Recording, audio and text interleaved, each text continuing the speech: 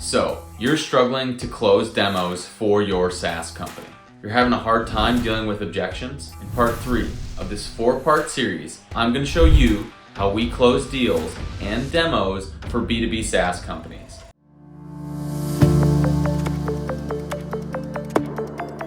So, I've been doing demos for 7 years.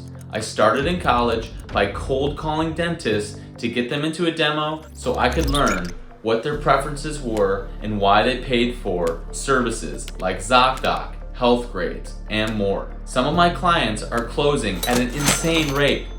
My last campaign with Ideal Traits, they had an 83% close rate for demos. And most of the time, my demo close rates are above 60%.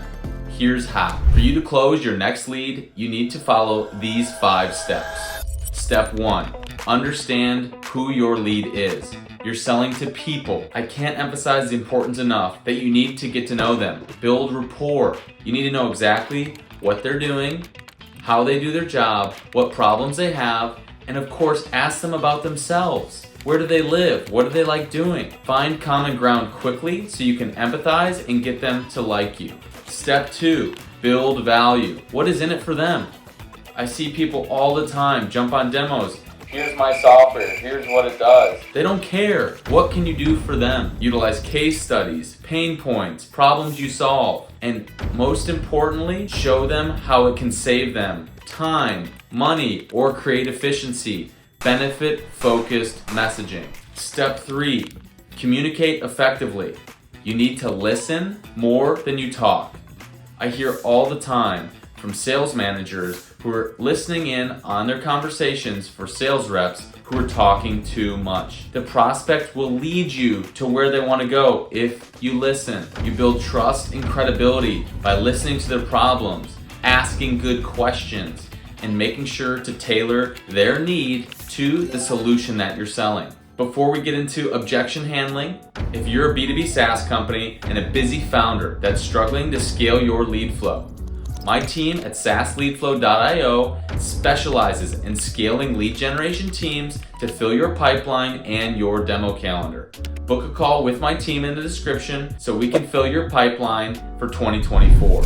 Step 4 to closing prospects on demos, objection handling. Here are the 4 main objections: price, time, partner, or they're not the decision maker, and the product. So the first thing you're gonna always run into is the price objection. It's crucial that you pin down the objection so that way you know if that's truly the problem. So once they've said, hey, that's too much money, agree with them. You're right, it is a lot of money. Now you wanna tie them down. Aside from the price, is there anything else that's holding you back from signing up for this service or signing up for this product? They're gonna tell you right then if it's actually the price or if they have other problems.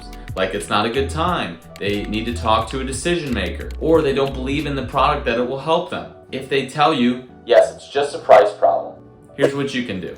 Sure, if we can work out the price today, or the commercial terms that work out for everybody, would you be willing to move forward? They're gonna tell you yes, or they're gonna tell you no, and you're gonna know the answer. Then, you don't wanna lower the price, you can offer them different terms. Maybe they only pay 1 month at a time. Maybe you break it up into installments. Maybe you give them the first month free so they can try it out. But that way, you're able to isolate the objection and get around it. The second objection is time. It's not a good time.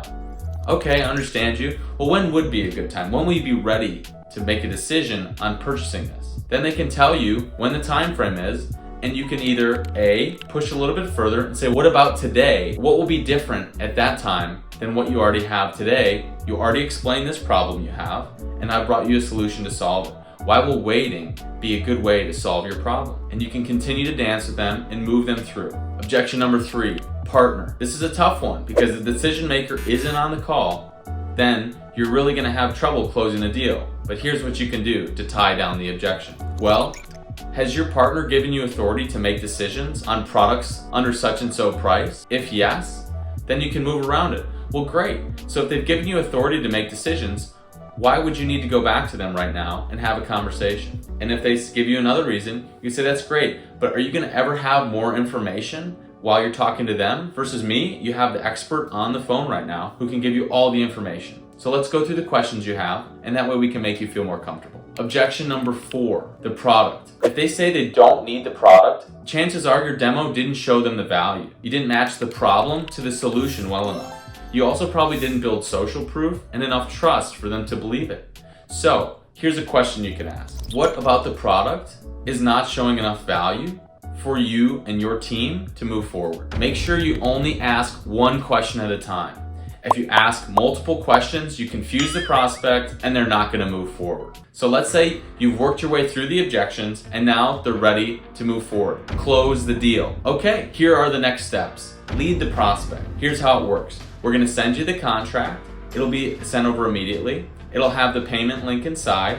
And from there, you sign up. When should I follow up with you to make sure that the contract is signed and the payment is submitted?